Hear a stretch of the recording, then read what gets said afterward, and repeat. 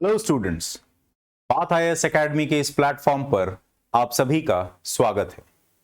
मैं हूं अमृतेश भूषण, आपके इतिहास का मेंटर, और आज हम अपने एमसीक्यू सीरीज में अगली श्रृंखला अगले वीडियो के साथ हाजिर हुए हैं, जो आपके सीजीपीएससी प्रीलिम्स एग्जामिनेशन जो कि 11 फरवरी को निश्चित है, उसके लिए एक महत्वपूर्ण श्रृंखला है। भारतीय इतिहास के रिवीजन में हम अब तक पाषाण काल, सिंधु घाटी सभ्यता, मौर्य काल और गुप्त काल को महत्वपूर्ण प्रश्नों के जरिए महत्वपूर्ण टॉपिक्स को हमने कवर किया है, और आज का हमारा टॉपिक है मौर्योत्तर और गुप्तोत्तर काल।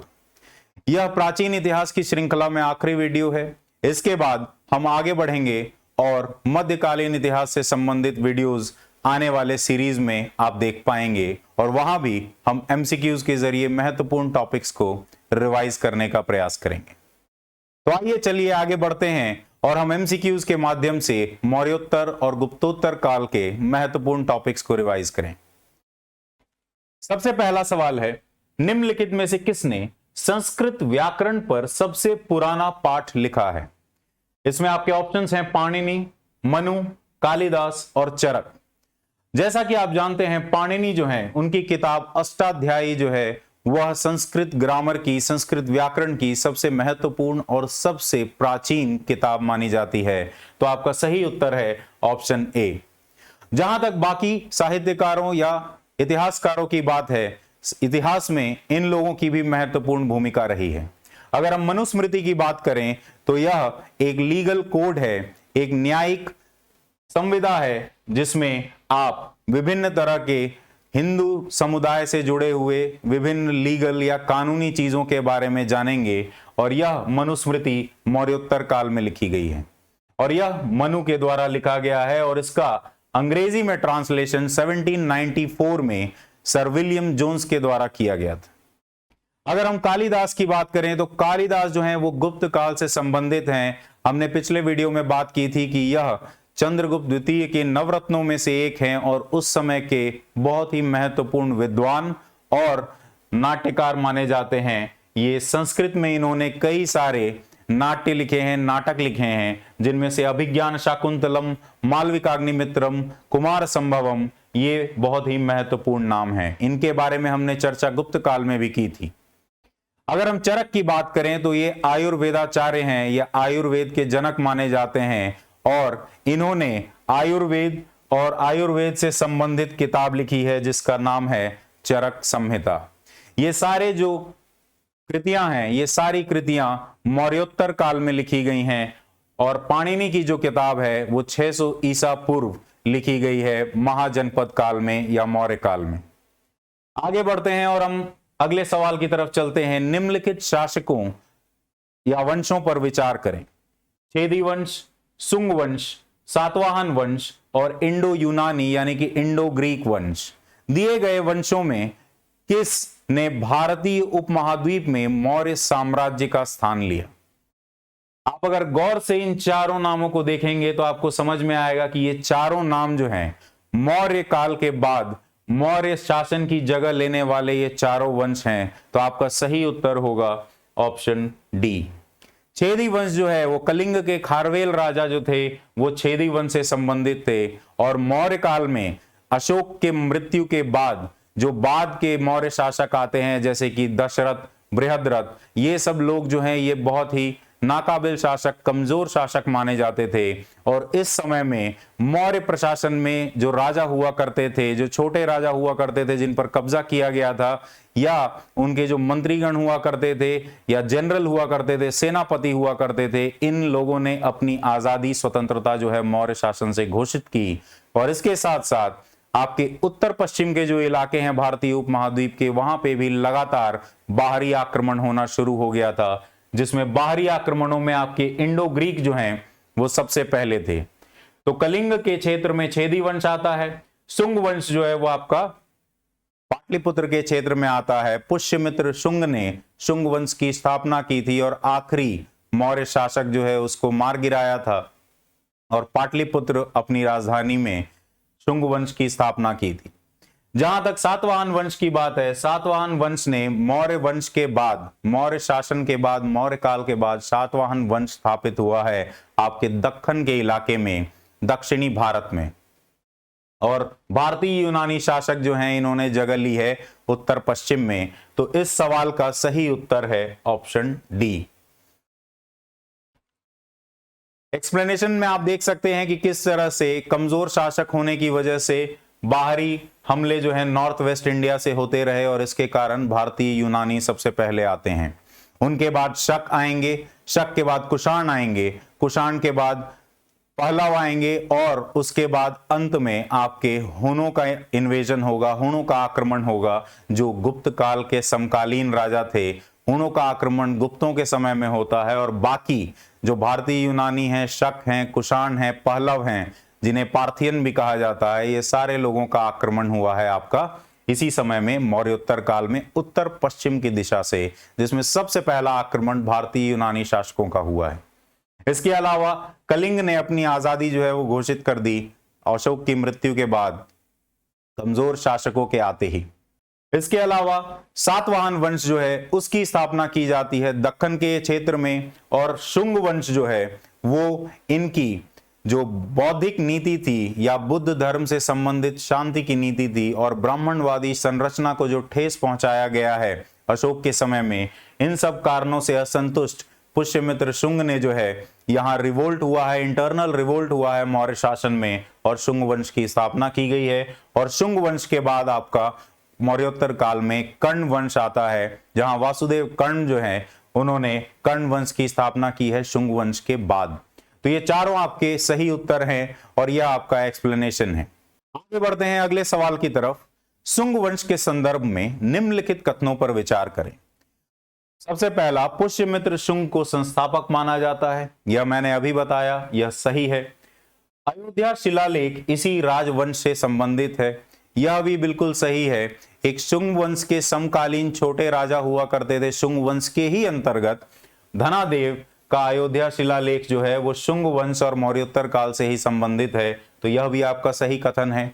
तीसरा कथन जो है इनकी राजधानी पाटलिपुत्र थी, इसके बारे में भी मैंने अभी जिक्र किया है। यह तीनों कथन जो है सही है।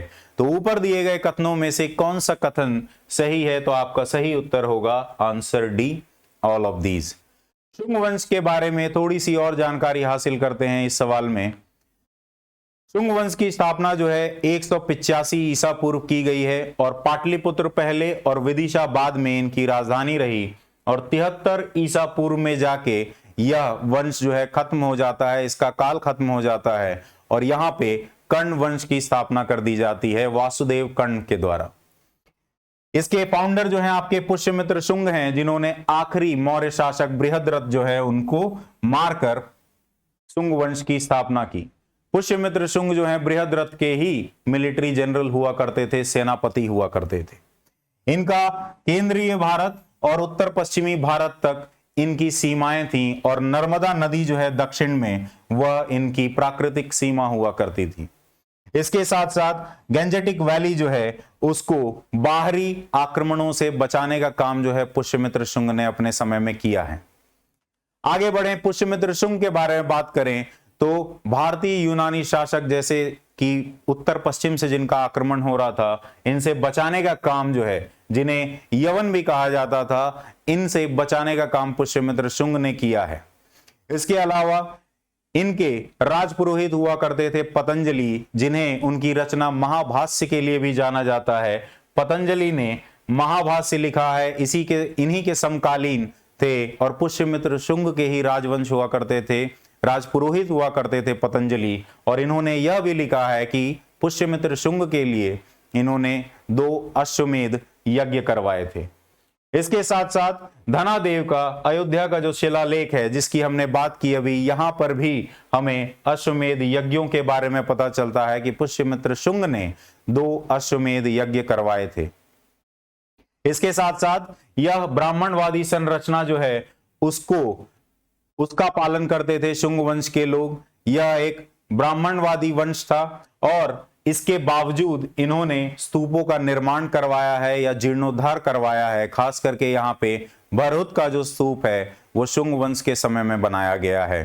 और इनके इतिहास के बारे में हमें बाणभट्ट की किताब हर्षचरित से भी पता चलता है, जो गुप्तोत्तर काल की एक रचना है। और बाणभट्ट आपके दरबारी हुआ करते थे, दरबारी कवि हुआ करते थे हर्षवर्धन के, जो गुप्तोत्तर काल में आएगा।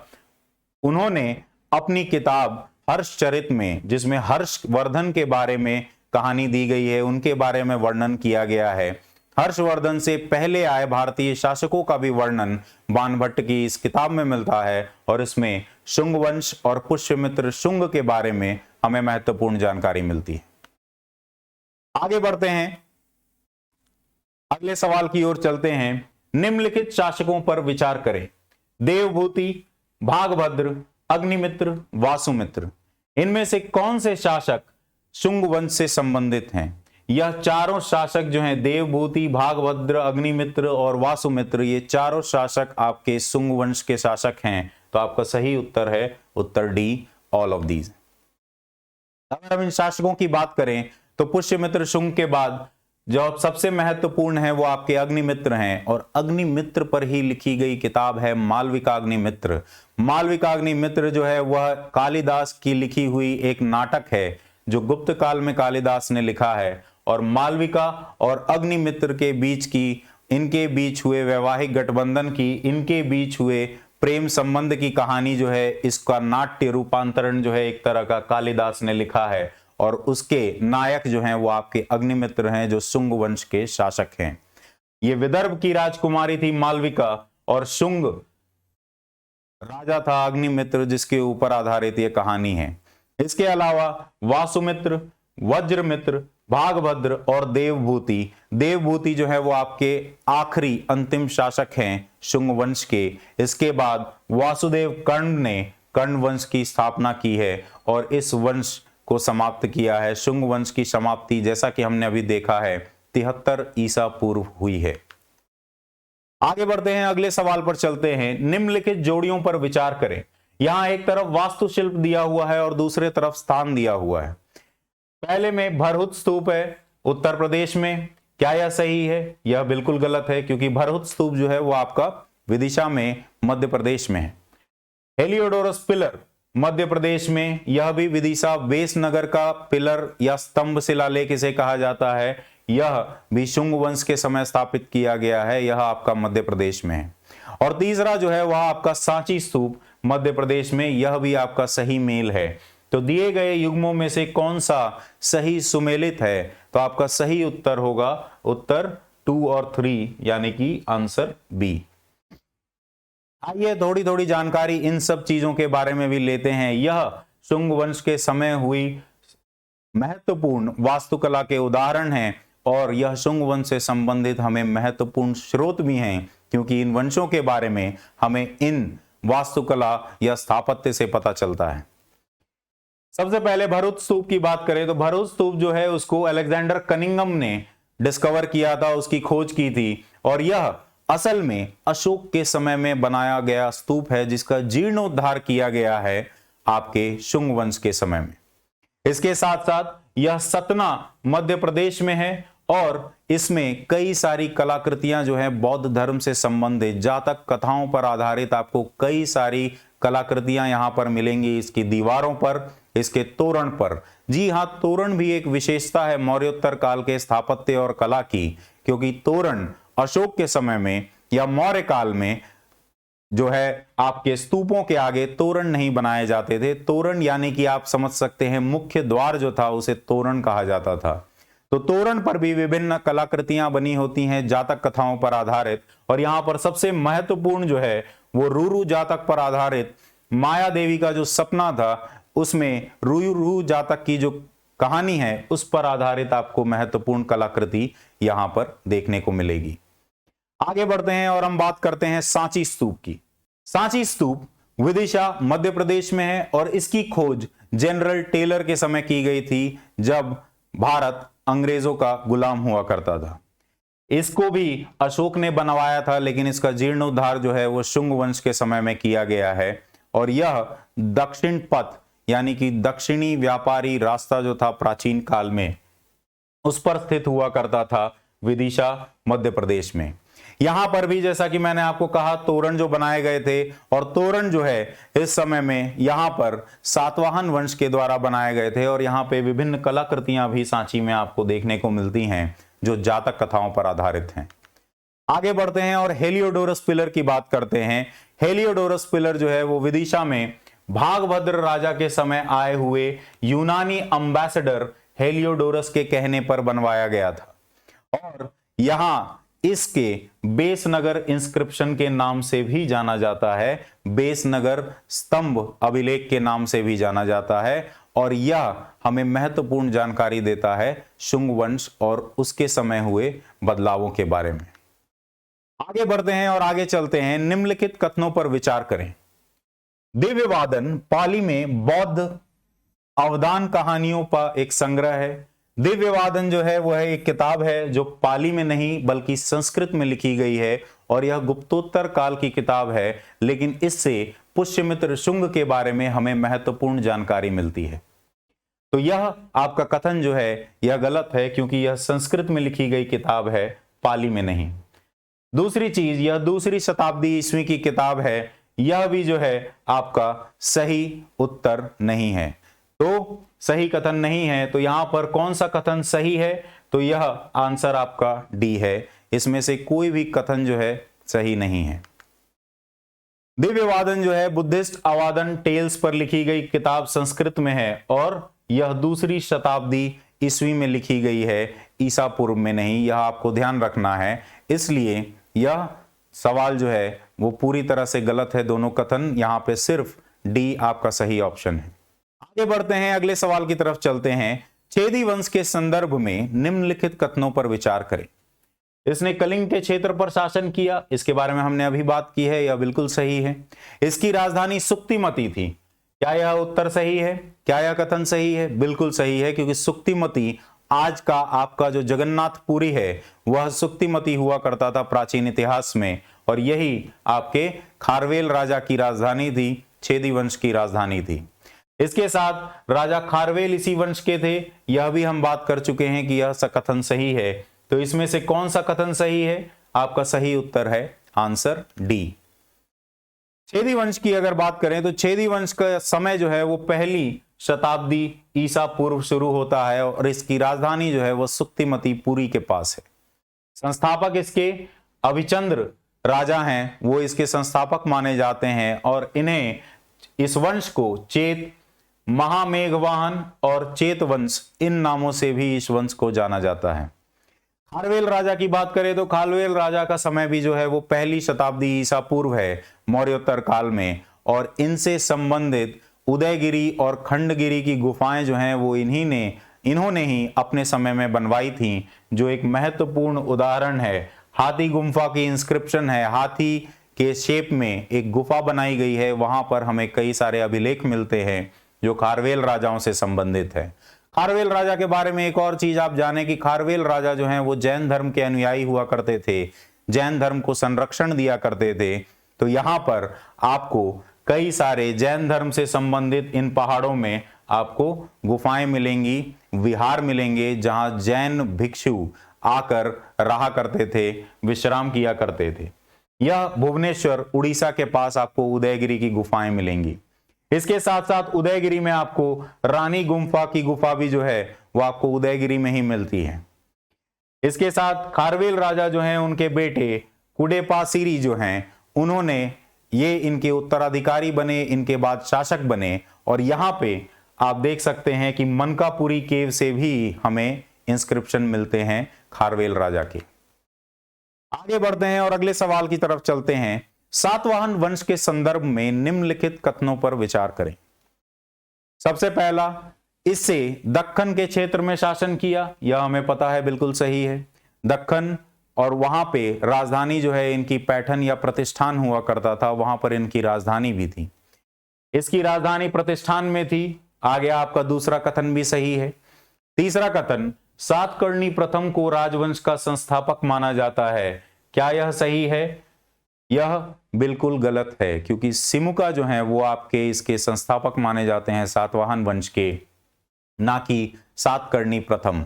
सातकर्णी प्रथम जो है वो महत्वपूर्ण शासक हैं, पहले महत्वपूर्ण शासक हैं सातवाहन वंश के, किंतु वो संस्थापक नहीं हैं। तो इसका सही उत्तर होगा आपका ऑप्शन ए 1 और 2।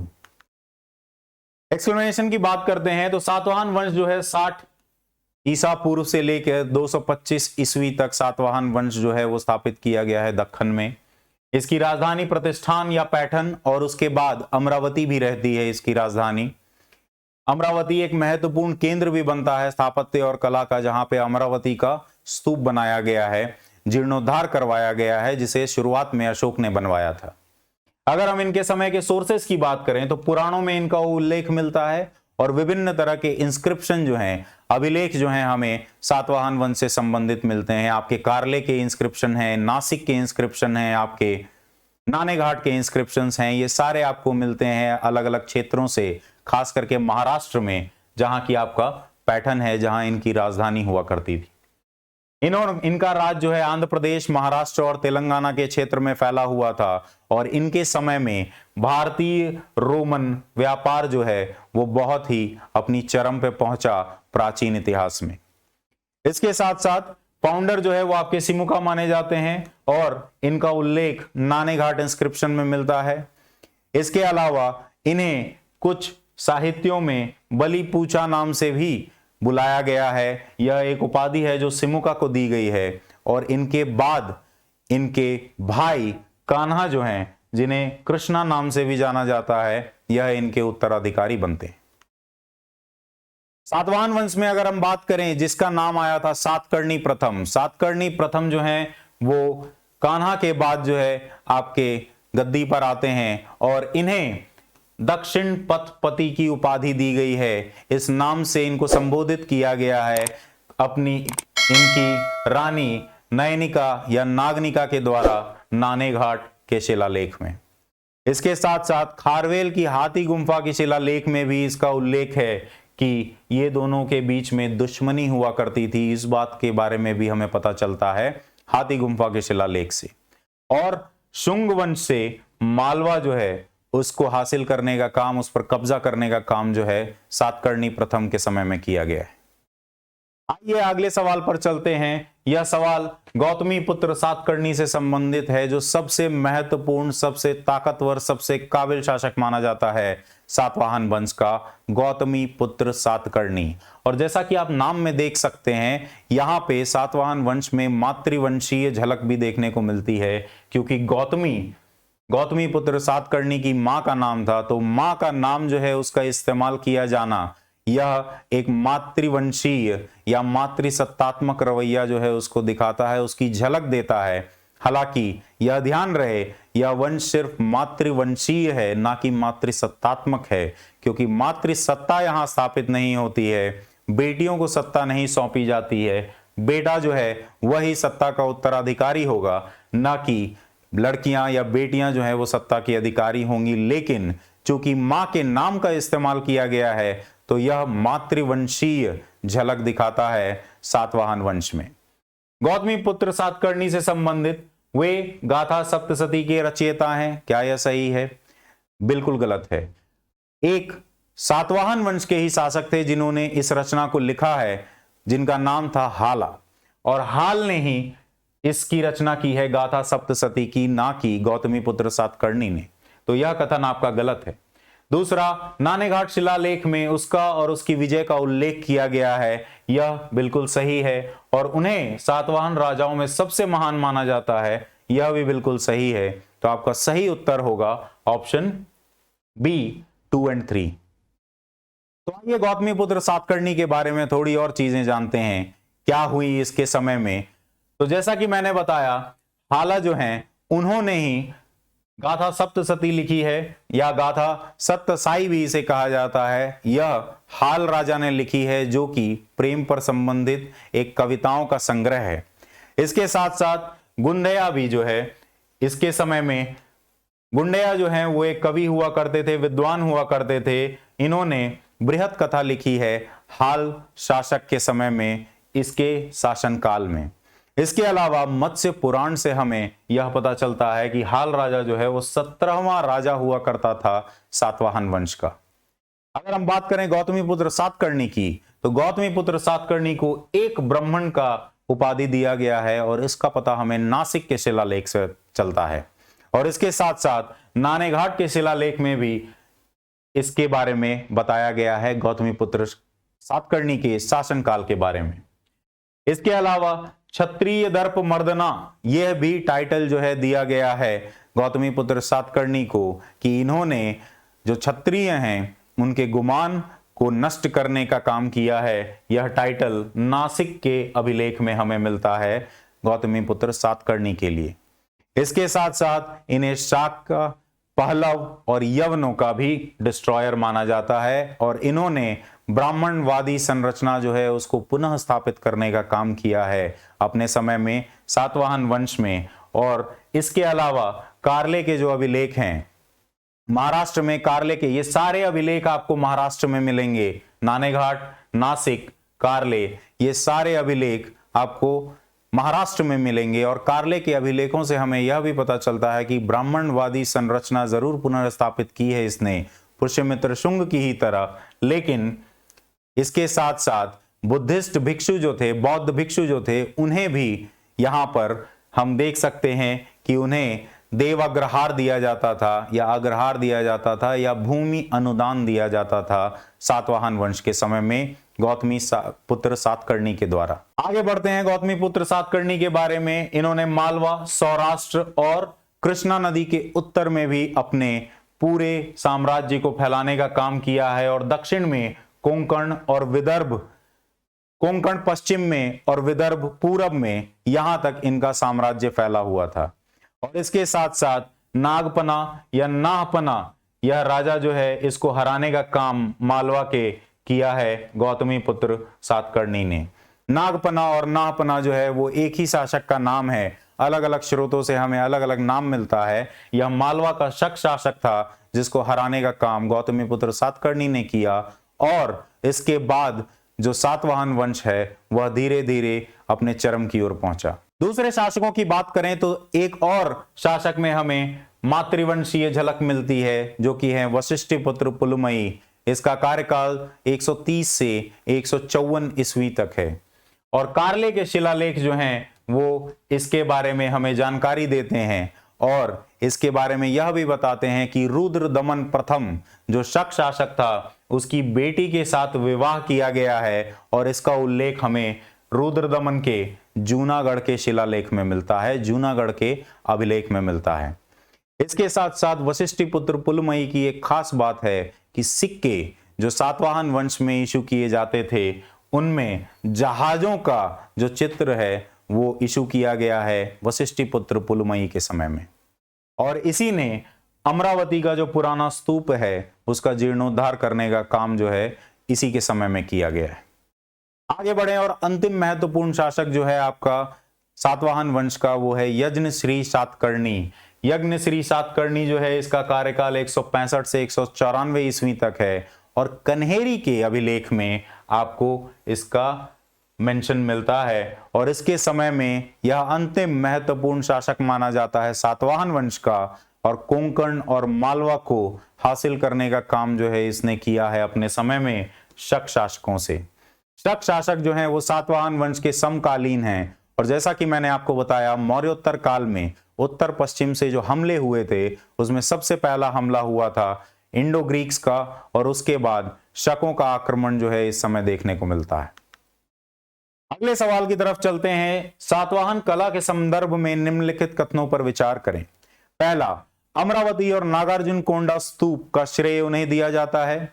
दूसरा, सफेद संगमरमर का प्रयोग प्रचलित था। और तीसरा, अमरावती कला विद्यालय पूर्णतः स्वदेशी कला स्वरूप था।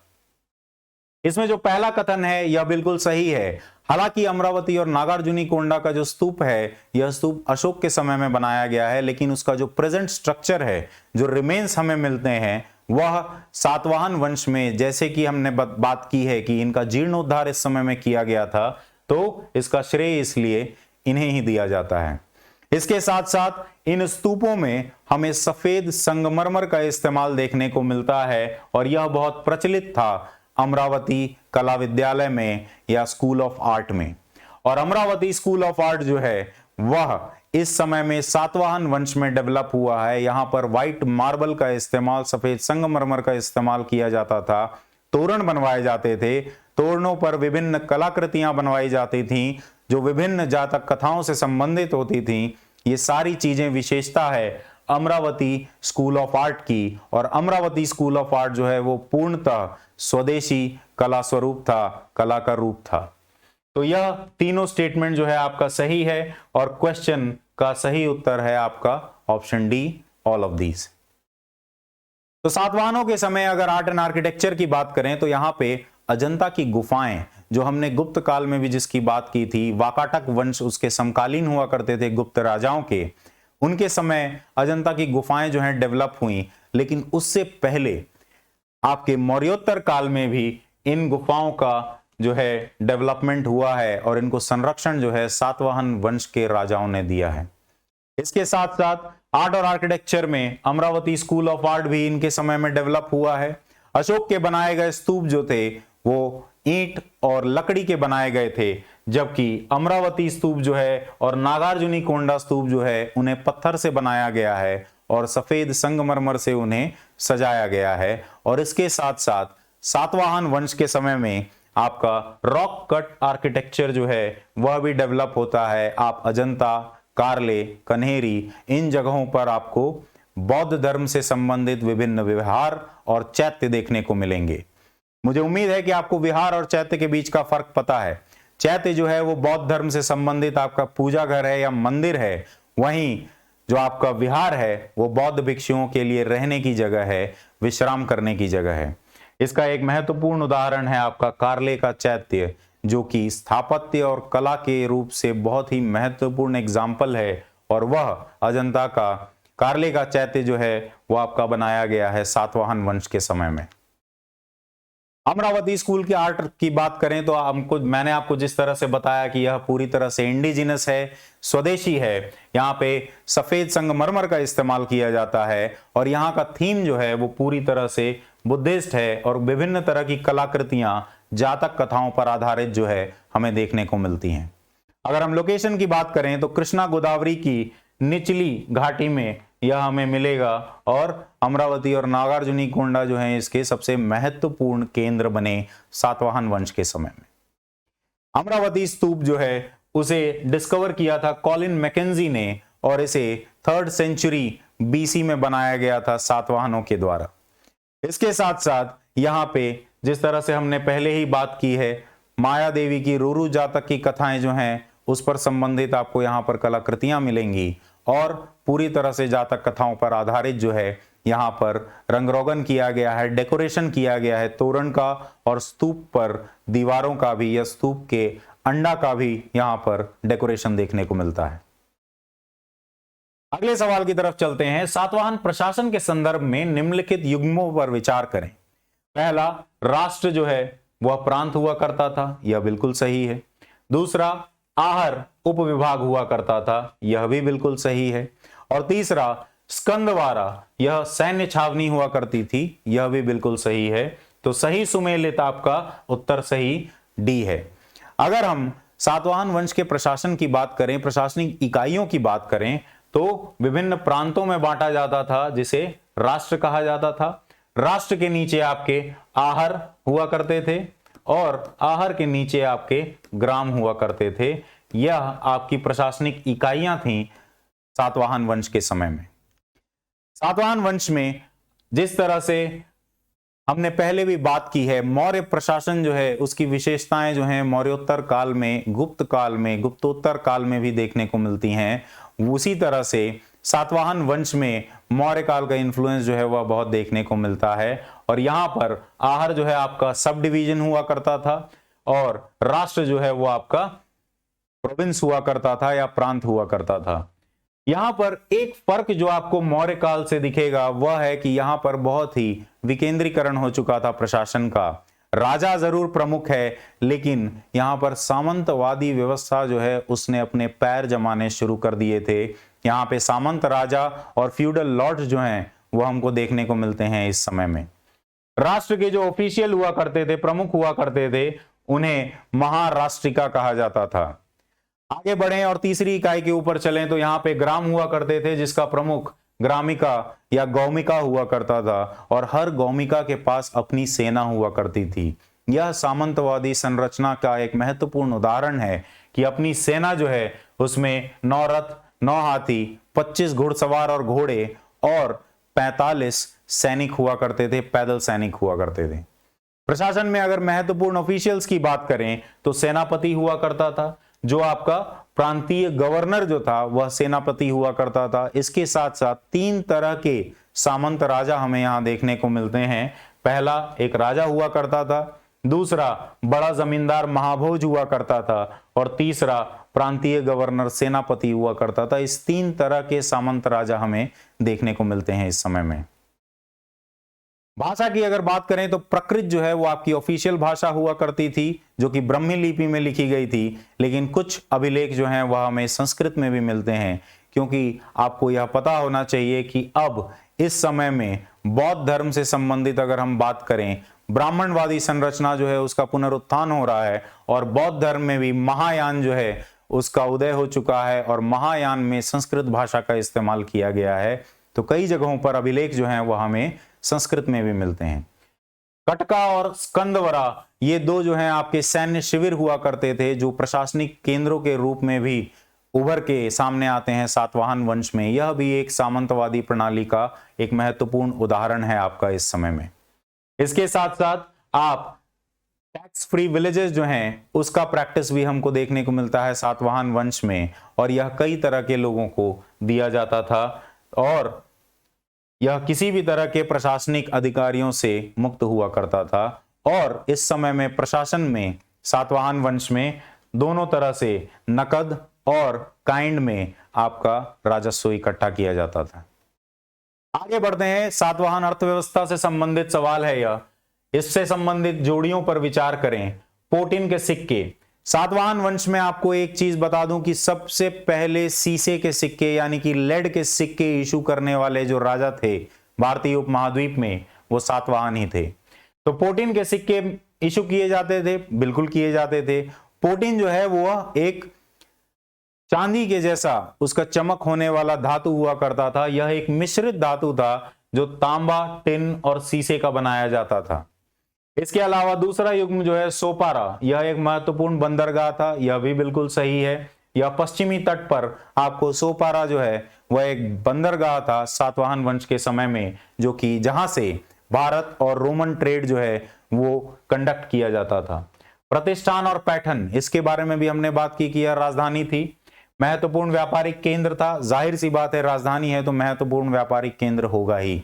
तो इसमें आपका कौन सा सही सुमेलित है? तो आपका सही उत्तर है ऑप्शन डी। अर्थव्यवस्था की बात करें तो यहां पे हमें टॉलमी से हमें कई सारी चीजों के बारे में पता चलता है। टॉलमी की रचना से कि कई सारे पोर्ट हुआ करते थे, जैसे कि कल्याणी जो है आपका एक पश्चिमी तट पर पोर्ट हुआ करता था। सोपारा और बहरूच जो है उसके बारे में हमें पेरिपाइलस ऑफ द एरिथ्रियन सी नाम की किताब से पता चलता है कि यह सातवाहन वंश के समय में एक दो महत्वपूर्ण बंदरगाह पश्चिमी तट पर हुआ करते थे। अगर हम पूर्वी तट की बात करें तो यहाँ पे आपका गंधकसेला या गंजाम जो है वह आपका एक महत्वपूर्ण तट हुआ करता था इस समय में। इसके अलावा अगर इंपोर्ट आइटम्स की बात करें तो वाइन, कपड़ा और इसके अलावा कांच और महत्वपूर्ण चीजें जो हैं वो इंपोर्ट की जाती थी रोमन साम्राज्य से। मुद्रा प्रणाली जो है वह बहुत ही विकसित थी सातवाहन वंश में, और यहाँ पे पोटिन के सिक्के कॉपर, टिन और लेड, इसकी एक मिश्रित धातु से बना हुआ होता था पोटिन, और इसके अलावा कॉपर के और ब्रोंज के सिक्के भी हमें सातवाहन वंश में देखने को मिलते हैं। सातवाहन वंश के जो चांदी के सिक्के थे उन्हें कार्षपण कहा जाता था, और इनका भी इस्तेमाल किया जाता था व्यापार के लिए। इसके अलावा अगर हम बात करें तो कॉइन्स जो हुआ करते थे उन पर एनिमल्स यानी कि जानवरों के चित्र बनाए जाते थे, और सातकर्णी और पुलुमयी जैसे नाम भी हमें उस पर अंकित मिलते हैं या चित्रित मिलते हैं। इसके साथ साथ आप उज्जैन का सिंबल जो है वह भी आपको देखने को मिलेगा और सिक्कों में जो भाषा का इस्तेमाल किया गया है वह प्राकृत भाषा है। आगे बढ़ते हैं अगले सवाल की तरफ। निम्नलिखित जोड़ियों पर विचार करें। गुप्तोत्तर राजवंश और शासन के क्षेत्र मौखारी, कन्नौज। क्या यह सही है? मौखारी एक गुप्तोत्तर राजवंश है और उनका शासन क्षेत्र जो है कन्नौज है। पुष्यभूति, जिससे हर्षवर्धन, जो बाणभट्ट की हम बात कर रहे थे जिन्होंने हर्षचरित लिखी है, वह हर्षवर्धन के ही दरबारी थे और हर्षवर्धन जो है वो पुष्यभूति वंश से संबंधित है और इनकी राजधानी थानेसर हुआ करती थी, यह भी सही है। पल्लव वंश भी एक गुप्तोत्तर वंश है, यह तमिलनाडु में राज किया करते थे, यह बिल्कुल सही है। उसके अलावा चालुक्य जो हैं वह दक्कन में राज किया करते थे, इनकी राजधानी बादामी हुआ करती थी। यह वाटापी उत्तर कर्नाटक का क्षेत्र है, यह बिल्कुल सही है, दक्कन। तो इनमें से कौन सी युग्म सही सम्मिलित हैं? आपका सही उत्तर है ऑप्शन डी। गुप्त काल में हमने इस बारे में बात की थी कि गुप्त काल के पतन का कारण क्या था। उसमें से महत्वपूर्ण कारण जो है वह था आपका हूणों का आक्रमण, और लगातार हो रहे हूणों के आक्रमण से गुप्त काल जो है, गुप्त शासन जो है, गुप्त प्रशासन जो है वह चरमरा गया और नाकाबिल शासकों, कमजोर शासकों के कारण गुप्त वंश जो है उसका धीरे धीरे पतन हुआ। और गुप्त वंश के बाद अलग अलग क्षेत्रों में अलग अलग राजवंशों का उदय हुआ, जिसमें आपके पुष्यभूति हैं थानेसर के, मैत्रक हैं वल्लभी के, वल्लभी गुजरात में मैत्रक वंश आया। इसके साथ साथ पल्लव जो हैं वो आपके तमिलनाडु में आते हैं और चालुक्य जो हैं वो आपके दक्कन में आते हैं और मौखारी जो हैं वो आपके कन्नौज में आते हैं। यहां पर मैं आपको यह भी बता दूं कि पुष्यभुक्ति जो है उनका मौखारियों से भी वैवाहिक गठबंधन था, उनका मैत्रकों से भी वैवाहिक गठबंधन था और पुष्यभूति का हर्षवर्धन को हराने का काम जो है पुलकेशिन द्वितीय, जो कि एक चालुक्य शासक था, उसने किया था गुप्तोत्तर काल में। तो अगर आप इस लिस्ट को देखेंगे तो आपको सबके कार्यकाल मिलेंगे। मैत्रक वंश जो है वो 475 से 776 तक रहा। ये गुप्त साम्राज्य में ही सामंत शासक हुआ करते थे, जो गुप्तों की कमजोरी का फायदा उठा के जिन्होंने अपने वंश की स्थापना की। वहीं पुष्यभूति जो है थानेसर के थे 500 से 647 ईस्वी तक, और इनका थानेसर जो है इनकी राजधानी थी। बाद में कान्यकुब्ज या कन्नौज, मौखारियों से जब वैवाहिक गठबंधन होता है तो कन्नौज जो है इनकी राजधानी बन जाती है। और हर्षवर्धन ने अपना पूरा समय जो है 606 से लेकर 647 ईस्वी तक पूरा समय जो है कन्नौज से राज किया है। और गुप्तोत्तर काल में और आपके पूर्व मध्यकालीन भारत में आपका कन्नौज जो है वह महत्वपूर्ण राजनीतिक केंद्र बन के उभरता है हर्षवर्धन के काल के कारण ही। और इसके बाद गुप्तोत्तर काल में हर्षवर्धन के बाद और दूसरी तरफ पूर्व मध्यकालीन इतिहास में कन्नौज की लड़ाई लड़ी जाती है। एक त्रिकोणीय श्रृंखला होती है, स्ट्रगल होता है, संघर्ष होता है, जो पाल, प्रतिहार और राष्ट्रकूट वंश के बीच में लड़ा जाता है कन्नौज पर आधिपत्य के लिए।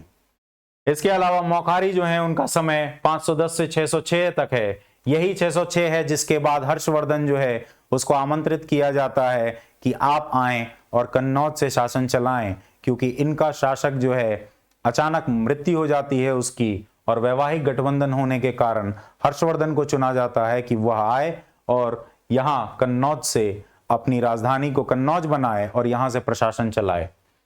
इनका कैपिटल जो है कन्नौज है, जिसे कान्यकुब्ज भी कहते हैं। पल्लव जो है वो कांची के थे और इनका कार्यकाल जो है वो 575 से 857 तक रहता है, 97 ईस्वी तक रहता है, और इनकी राजधानी कांची है। चालुक्य की राजधानी बादामी है और इनका कार्यकाल जो है वह 543 से लेकर 755 ईस्वी तक है। आगे बढ़ते हैं अगले सवाल की तरफ। वाकाटक वंश के संदर्भ में निम्नलिखित कथनों पर विचार करें। विंध्य शक्ति को राजवंश का संस्थापक माना जाता है, यह बिल्कुल सही है। वाकाटक वंश जो है वो गुप्त काल का, गुप्त साम्राज्य का एक समकालीन वंश था।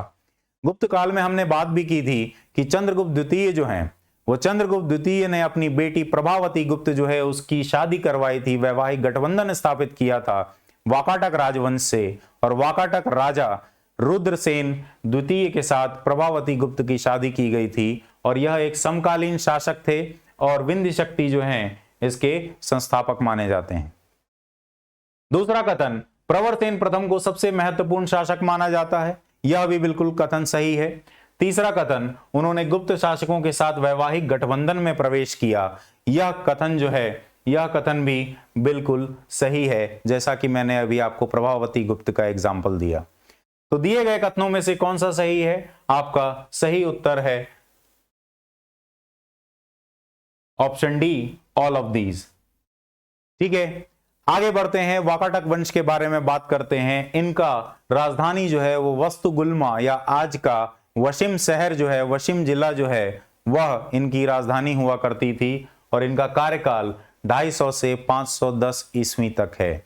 जैसा कि आप कार्यकाल में देख सकते हैं ये गुप्त राजाओं के समकालीन थे और सातवाहन वंश के विघटन के बाद, उनके कमजोर होने के बाद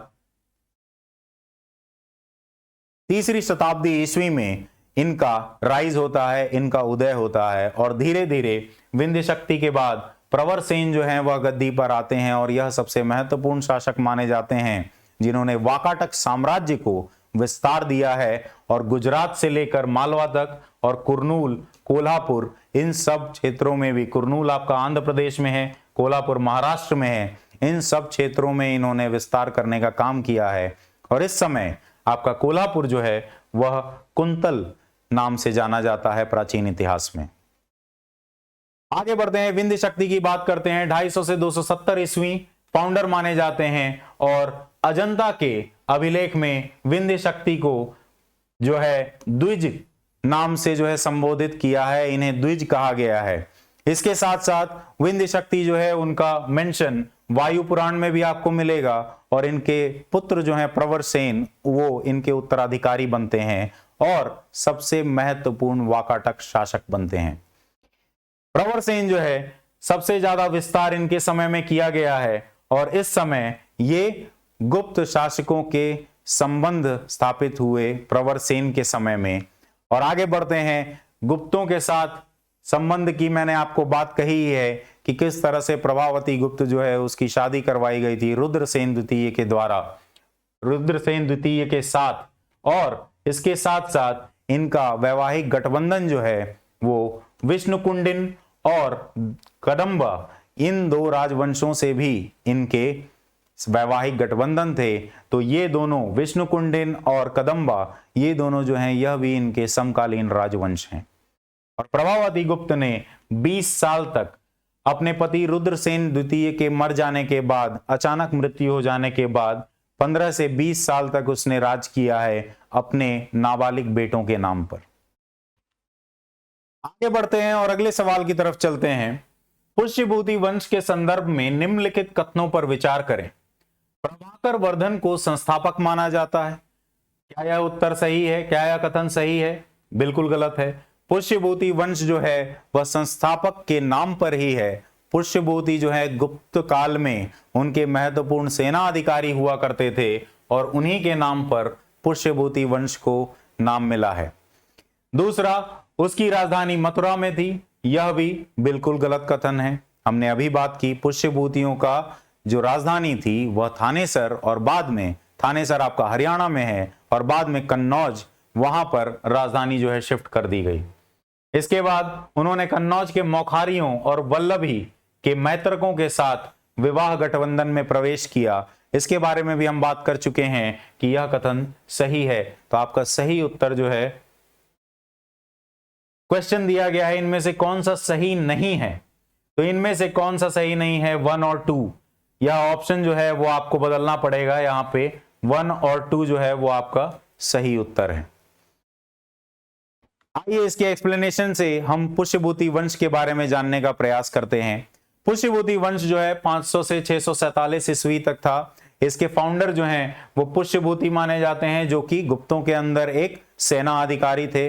और इसके बाद प्रभाकर वर्धन जो है वो महत्वपूर्ण शासक माने जाते हैं, जो असली संस्थापक माने जाते हैं, क्योंकि गुप्तों के पतन के बाद जो है हुणों को हराने के बाद इन्होंने पुष्यभूति वंश और पुष्यभूति शासन जो है उसको स्थापित किया है, लेकिन फाउंडर जो है वो आपके पुष्यभूति हैं। ठीक है, इसके साथ साथ आपका अलायंस हुआ है, वैवाहिक गठबंधन हुआ है मौखारी के साथ, जब प्रभाकर वर्धन ने अपनी बेटी राजश्री की शादी मौखारी किंग गढ़वर्धमन से की है। और इसके साथ साथ कन्नौज जो है यह आपका इसके साथ मैत्री का संबंध बन जाता है मौखारियों के साथ। सबसे महत्वपूर्ण शासक इस समय में पुष्यभूति वंश में आपके हैं हर्षवर्धन, जो 606 ईस्वी में गद्दी पर बैठते हैं। हर्षवर्धन के बारे में हमें बहुत सारे चीजों से समकालीन स्रोतों से पता चलता है, जिसमें से सबसे महत्वपूर्ण स्रोत आपके दो स्रोत हैं। पहला हुएनसांग। हुएनसांग एक बौद्ध भिक्षु थे, बौद्ध यात्री थे, चीनी यात्री थे, जो हर्षवर्धन के कार्यकाल में आए और इन्हें ही श्रेय दिया जाता है। हर्षवर्धन को बौद्ध धर्म को संरक्षण देने के लिए हुएनसांग को ही जिम्मेदार माना जाता है। और अपनी किताब सी यू की में इन्होंने हर्षवर्धन के प्रशासन, उस समय के समाज, धर्म, सब चीजों के बारे में इन्होंने विस्तृत विवरण किया है। और दूसरा सबसे महत्वपूर्ण स्रोत है आपका हर्षचरित, जो हर्षवर्धन के दरबारी कवि बाणभट्ट ने लिखी है। इसके अलावा अगर हम अन्य स्रोतों की बात करें तो मधुबन से हमें कॉपर प्लेट अभिलेख मिलते हैं। इसके अलावा सोनपा के भी हमें अभिलेख मिलते हैं जो कॉपर सील पर बनाए गए हैं। इसके अलावा बानसखेड़ा के भी हमें कॉपर प्लेट पर अभिलेख मिलते हैं और नालंदा में भी हमें इंस्क्रिप्शंस मिलते हैं जो कि हमें हर्षवर्धन के कार्यकाल और उससे संबंधित महत्वपूर्ण जानकारी देते हैं। इसके अलावा हर्षवर्धन ने एक महत्वपूर्ण उपाधि ग्रहण की थी जो कि है सकल उत्तरपथनाथ या सकल उत्तरपथपति। सकल उत्तरपथपति जो है वो उपाधि है हर्षवर्धन की, और इसलिए कहा जाता है क्योंकि हर्षवर्धन का जो क्षेत्र था वह पूरा उत्तर भारत हर्षवर्धन और पुष्यभूति वंश के अंतर्गत आता था, इसीलिए इसे सकल उत्तरपथपति या सकल उत्तरपथनाथ कहा जाता है। और अपनी बहन राजश्री के विधवा हो जाने के बाद जो है कन्नौज राजधानी शिफ्ट कर ली थी। राजश्री के साथ ही गढ़वर्मन का विवाह करवाया गया था और मौखारियों के साथ वैवाहिक गठबंधन हुआ था। तो हर्षवर्धन 606 के बाद आप आ जाते हैं, कन्नौज पे राज करते हैं और पूरे उत्तर भारत का जो आधिपत्य है वह हर्षवर्धन का होता है। हर्षवर्धन के एक्सपेंशन की बात करें, क्षेत्र विस्तार की बात करें तो पूरे उत्तर भारत के बाद दक्खन के तरफ भी इनकी नजर थी, लेकिन जैसा कि मैंने पहले ही सवाल में जिक्र किया था, पुलकेशिन द्वितीय जो है एक महत्वपूर्ण समकालीन शासक हैं, चालुक्य शासक हैं, चालुक्य वंश से संबंधित हैं। उन्होंने इसे हराने का काम किया है और बादामी के शिलालेख में इन्होंने इसे उत्तरपथपति की उपाधि दी है कि सकल उत्तरपथपति को मैंने यानी कि पुलकेशिन द्वितीय ने हराया है। और इसलिए जो नर्मदा नदी है वह आपकी प्राकृतिक सीमा बनती है बादामी के चालुक्य और कन्नौज के पुष्यभूति या वर्धन वंश की। पुष्यभूति वंश जो है उसे वर्धन वंश से भी नाम से जाना जाता है, इस बात को आपको ध्यान रखना है। इसके साथ साथ हुएनसांग जो है चीनी यात्री, वो आपके समय में आए हैं। इसके अलावा राजधानी जो है स्थानांतरित करने का आपका एक और कारण यह था कि उत्तर पश्चिम से जो आक्रमण होते थे उनसे बचने के लिए आपने थानेसर हरियाणा की जगह अपनी राजधानी को, अपने राजनैतिक केंद्र को दक्षिण की ओर स्थानांतरित किया है और कन्नौज शिफ्ट कर लिया है।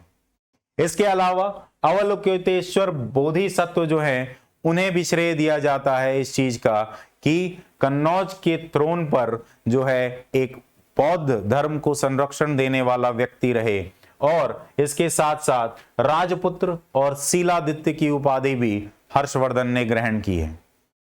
इसके अलावा जैसा कि मैंने कहा कि वल्लभी के मैत्रकों के साथ भी वैवाहिक गठबंधन था और यहां पर अपनी बेटी को ध्रुव भट्ट जो कि वल्लभी के मैत्रक का एक राजा हुआ करता था उसके साथ शादी करवाई है हर्षवर्धन ने, और इनके साथ भी वैवाहिक गठबंधन और मित्रता का संबंध स्थापित किया है। तो पूरे गुजरात तक इसका क्षेत्र विस्तार जो है हुआ है, कभी वैवाहिक गठबंधन के जरिए तो कभी युद्ध अभियानों के जरिए।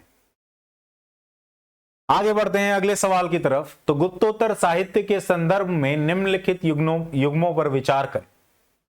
बाणभट्ट कादंबरी, क्या यह सही है? बिल्कुल सही है। बाणभट्ट ने ही हर्षचरित के अलावा बाणभट्ट जो है उन्होंने कादंबरी भी लिखी है। हर्षवर्धन खुद एक बहुत बड़े विद्वान थे, लेखक थे, और हर्षवर्धन ने कई रचनाएं लिखी हैं जिनमें से एक रत्नावली भी है। तीसरा, जयसेन सूर्य शतक, यह भी सही मेल है। जयसेन ने सूर्यदेव के लिए कई सारी कविताएं लिखी हैं, कई सारे भजन लिखे हैं, वो जो है सूर्य शतक में दिए गए हैं। तो कौन से सही सुमेलित हैं? आपका सही उत्तर है ऑप्शन डी। तो आइए एक्सप्लेनेशन की तरफ चलते हैं और गुप्तोत्तर काल के कुछ महत्वपूर्ण साहित्य और साहित्यकारों के बारे में जानते हैं। हर्षवर्धन के समय में हर्षवर्धन ने खुद प्रियदर्शिका, रत्नावली और नागनंद नाम के साहित्य लिखे हैं। प्रियदर्शिका जो है वो उदयान और प्रियदर्शन के बीच हुए विवाह के बारे में लिखा गया है। रत्नावली जो है वो उदयान और रत्नावली के विवाह के बारे में लिखा गया है। और नागनंदा जो है उसमें जिमुत्तवाहन, इसके सेल्फ सैक्रिफाइस के बारे में लिखा गया है। इसके अलावा साहित्य से संबंधित यह भी हमें पता चलता है कि हर्षवर्धन जो है गुप्तोत्तर काल में एक शासक होने के साथ साथ एक सुलेखक भी था, एक कैलीग्राफिस्ट भी था, और इसका जिक्र हमें बंसेड़ा के कॉपर प्लेट अभिलेख में मिलता है। इसके साथ साथ अगर अन्य हम साहित्यकारों और उनकी रचनाओं की बात करें तो बाणभट्ट ने हर्षचरित, कादंबरी और चंडिक षटका, यह किताब, तीनों किताब जो है, तीनों रचनाएं बाणभट्ट ने लिखी हैं। हर्षचरित जो है वो हर्ष की बायोग्राफी मानी जाती है, आत्मकथा मानी जाती है। इसके साथ साथ कादंबरी जो है वह प्रेम से संबंधित किताब है। और इसके अलावा चंडिका षटक जो है वो देवी दुर्गा से संबंधित महत्वपूर्ण हाइम्स वहां पर लिखे गए हैं। इसके अलावा एक और साहित्यकार हैं आपके इस समय के गुप्तोत्तर काल में, जयसेन। जयसेन जो है वो हेतु विद्या, शब्द विद्या और योग शास्त्र से संबंधित रचनाएं लिखने के लिए जाने जाते हैं। इसके अलावा मयूर भट्ट जो है उन्होंने सूर्य षटका लिखा है, और सूर्य षटका जो है वह हिंदू आपके सूर्य देव पर लिखे गए भजन हैं, जो सूर्य षटक मयूर भट्ट ने लिखा है।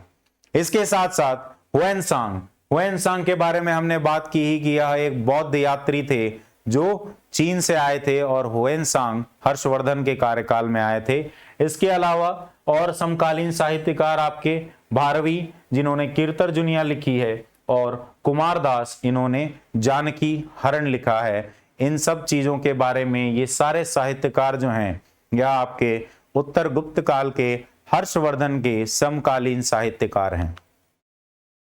इसी के साथ हम इस श्रृंखला में अपने प्राचीन भारत के अंतिम वीडियो को समाप्त करते हैं।